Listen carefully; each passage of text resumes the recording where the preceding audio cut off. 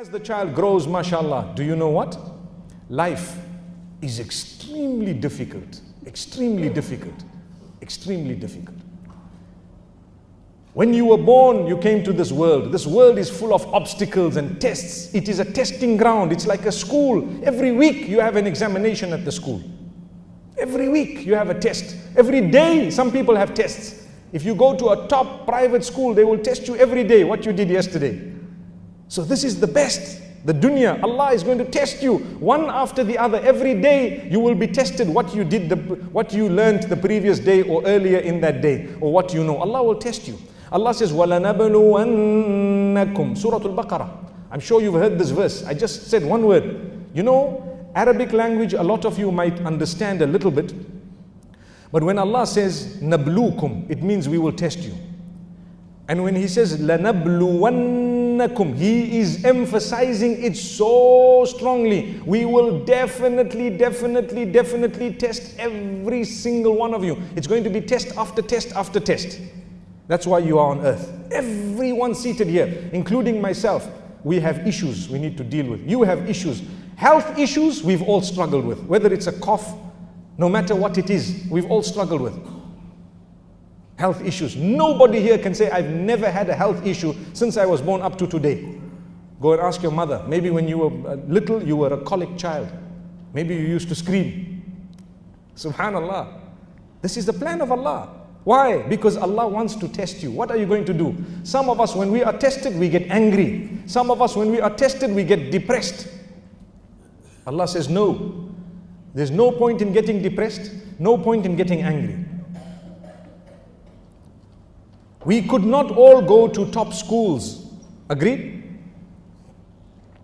We could not all get certain qualifications that we might have wanted. We had to fit in somewhere sometimes, either because we didn't do that well. Not everyone's brain is exactly the same in capacity. Allah created you. You are good at something. What is it? It might be different from what I am good at. But Allah did not leave you just like that. There is something that He gave you. Sometimes you don't realize what He's given you. He has bestowed upon you some gift that others perhaps don't have to your level. Some people are very intelligent. Some people are good with their hands. Some people good at mathematics. Some people love biology, geography. Some people are very good at administration. Some people are good as teachers. Some people are good as, for example, computer specialists. Some people are good at sitting and watching. So they are guards. Subhanallah. Alhamdulillah, I see you are smiling. I didn't say lazy. I said good at sitting and watching. MashaAllah. May Allah subhanahu wa ta'ala help us. You still can have a job. You still can have a job. And you still can go. And how much will you earn? Let me inform you. At the beginning I said, man is such, he can adapt. That's Allah's gift to you. You can adapt. The man who earns 50,000 Qatar riyals a month, and another who earns 500 Qatar riyals a month, trust me, they are eating. Trust me, they are surviving. They get used to it. When that man who's earning 50,000, one day suddenly loses his job, and he's not earning, he will struggle. If he's a mu'min, he will make the most of what he has. He probably has saved a little bit in a beautiful way, because he knows that I'm a mu'min, I'm a Muslim, and perhaps this is a gift of Allah. I need to make the most of it.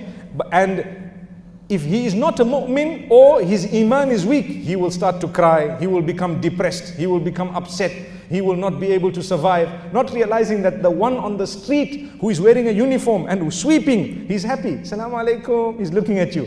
Time for salah, he puts his broom on one side and Allahu Akbar, and he's so happy, he's delighted, mashallah. You give him 1 riyal, oh, Jazakallah, thank you so much, sir, thank you, sir. He'll carry your bags, your plastic bags, from the supermarket all the way to your hotel room in the middle of the heat, and he won't expect more than 1 to 10 riyals from you, subhanallah. And he's happy and delighted, but you are a human being just like him. How come he's doing that? That's a gift of Allah. And he's happier than you are, yet you've got 1,000 riyal in your pocket. That's Allah. Adapt. This is the test. This is something that really we need to think about. Don't become depressed at your test, because your test is considered a gift for other people in their real life. Does it make sense? I have seen people without legs, wallahi, and they are so happy. I met a man who cannot move for many years. May Allah grant him shifa. He is paralyzed from top to bottom. He communicates with his eyes. May Allah grant him cure. But if you see him, you talk to him, you will be motivated, because trust me, his contentment and happiness with Allah is far greater by the will of Allah than a lot of us who are seated here today. We have small issues, so don't become depressed. The issues are there. That's what the dunya is all about. I'm here to tell you today that hardships in your life would start from the point of birth. Even before anything is written against you, your hardships have started. You know, Allah says your deeds are going to be written at the age of maturity. When you mature, then the pen is lifted and things are written for you or against you at that age. But your hardships, they start before that. Innocent children, sometimes you ask yourself, why is it that Allah subhanahu wa ta'ala has tested this child, the kidney failure? May Allah grant shifa to those who have kidney failure. Why is it that Allah has tested this child? Innocent child cannot see, innocent child cannot hear. That all is a test. Allah knows why. It's a test for you who are around the child. As for the child, Allah knows that it is Allah's child before it came to you on earth. And it will go back to Allah subhanahu wa ta'ala, and perhaps Allah will grant that child a lofty rank in Jannah. It is something amazing. And we definitely need to think about this unique system of Allah subhanahu wa ta'ala. So my brothers and sisters, as the child grows older and the child starts asking a question, and I got to the point of marriage, and the child is saying, I want to marry, please consider what the child is saying. Those who say, I am embarrassed about what people will say, they need to understand there is a greater embarrassment concerning what Allah will have to say or do. Remember this. People start saying back at home, what are they going to say? The people, wallahi, are you really bothered to fulfill the amana of Allah subhanahu wa ta'ala for you? If that is the case, watch out. Fulfill it in a beautiful way. If you have proper reasons, give them. MashaAllah, talk to your child. Don't use the fact, oh, you know, in our family it doesn't work like this. Do you not belong to Islam as a family? Are we not family members here? Are you not part of my family? I'm part of your family. We have the deen, we have Islam. Subhanallah. So, don't say, you know, in my family, my tribe, they don't allow it. You know, our culture, if your culture agrees with Islam, it's a beautiful culture. If there are 2-3 elements that are against Islam, you have to drop them because Islam comes first. I am saying that yes, there is an ideal. Every parent has some dream. But can I tell you that reality, whether you like it or not, you have to adjust your dream as the years pass. If you don't, you will be angry, you will be depressed. Many of us, when we were young, we had a dream. One day I will do this, one day I will do that, one day I will do this. And you had to change your dream. I'm sure you heard the story about the man who was, I said it in this masjid some time back, and I want to say it again. The man who was a porter, and he had a dream that one day I will carry the goods of someone who's wealthy, and I'll get some money and I'll do something. So what happened is, he was at the train station, and there was a man who came out of the train with some milk. Milk in a can, a big can. And he was a wealthy man. That time there was a shortage of milk, so to have milk is something big. So he said, can you carry this? This man says, yes, I will carry this for you. And he says, I will give you a nice amount of money, good amount of money for this. So that man he took the can and he put it on top of his head. And he was walking, very happy. Today his dream is coming true. Why? Because I'm going to get a lot of money. And you know, they have a skill. The porters, if you have seen them, they put something on their head. They have a skill to put something on top without holding it. And they can even run, it won't fall. They can even run, it won't fall, because they know they are experts in their field. Subhanallah. This young man, he has this thing and he's walking. And that man says, look, whatever you do, don't drop the milk. He said, no, I won't. Don't worry, I won't. So he's walking. And as he's walking, he's thinking to himself, I'm going to get, say for example, $100 from this man, or $10, whatever it was. I will buy 2 chickens. From there, the chickens will lay eggs. When they lay eggs, I will start selling eggs. Then I will buy more chickens. Before I know it, I'm going to have a fowl run. And I will have many chickens, they will lay eggs, and I will also start selling the chickens themselves. So I will now be a person who sells chickens and eggs. And after some time, I will buy some sheep. And then I will have a little farm, and I will be able to grow. On one hand, I have my chickens, my eggs. The other hand, I will have sheep and perhaps goats. I might want to sell some of the milk of the goats, and I might end up selling the sheep, and I will open a butcher. I will be a butcher. And after some time, I'll buy a big piece of land and I'm going to buy some cows. When I buy the cows, we will sell milk, we will sell cows, we will sell so many things. Wow, I will employ 200, 300 people and I will make sure that everything runs. And he is busy walking with this milk on his head and his plan. His plan. Beautiful plan. It's workable, isn't it? It can work if he works hard and Allah gives him acceptance. There are from amongst us, even maybe sitting here, people who started off with nothing and mashallah, today they have so much. You know that. So it's possible. So he has this dream and then he says, then I will buy a building in the city center. I will buy, because now when I make money, I can't just leave all my eggs in one basket. I will buy a building in the city center. And after that, I will buy another building and I will give it on rent and I will become one of the biggest businessmen in this whole land. Then I will go to the king to ask him for his daughter. Did you hear that? They will ask me when he asks, I will then go to them and say, look, I want to marry your daughter. And as he is thinking this, he hit a rock and this thing here fell down. So when it fell down, the owner of the milk, he was so upset. He turned around and said, look, what did you do to my milk? I lost my milk. He says, Arre, wait, hang on, relax. You only lost your milk? I lost my chickens, I lost my goats, I lost my eggs, I lost everything.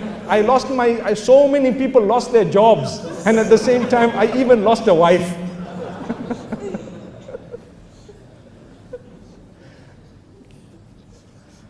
The point I'm raising is you have to adjust your dreams. Because you have a dream. It's not wrong to dream. Dream, please dream. But remember, it's Allah's plan. You will have to adjust. We have idea, I have daughters. Inshallah, I will get them grow, they will grow up, mashallah, under me. I will teach them. They will become hafidha of the Quran. They will this. Everyone has a dream. I want my child to become imam of the masjid, to learn Islam, to spread the deen. Everyone has a good dream. I want my child to do this, to do that. You know what? And then you say, I want my child to marry someone, inshallah, who's a really good person, and inshallah, they will have children, I will have grandchildren one day by the will of Allah, and whatever. It's exactly like this man who had his dreams with his, can of milk at the top. If anything happens to that can, trust me, you have to adjust your dreams. But Allah will give you something not very far off. If you aim very high with your children, inshallah, at least you will get halfway there. But if you have no aim, where are you going to go? You have no aim. So I have met young people, I want to memorize the Quran. I want to memorize the Quran. Give me some advice. Memorizing the Quran is not easy. Yes, it's good that you have the intention. Start today. You might not finish everything and you might find it difficult. How many children started hifz and then after a little while they gave up, they found it very difficult. At least they have a link with the Quran. At least now you can read the Quran looking inside properly. Some parents, they say, I want my child to be hafiz. They push the child, they force the child, they have a problem with the child, they start fighting with the child, and the child goes in and the child starts learning Quran and they memorize one juz and then they give up after a big fight.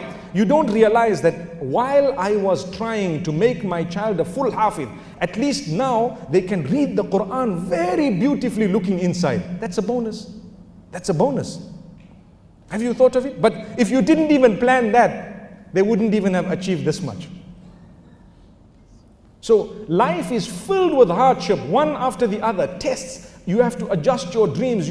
One day you will have a lot of wealth. The next day you will struggle because you will suffer a loss. You have to suffer a loss. It's Allah's promise.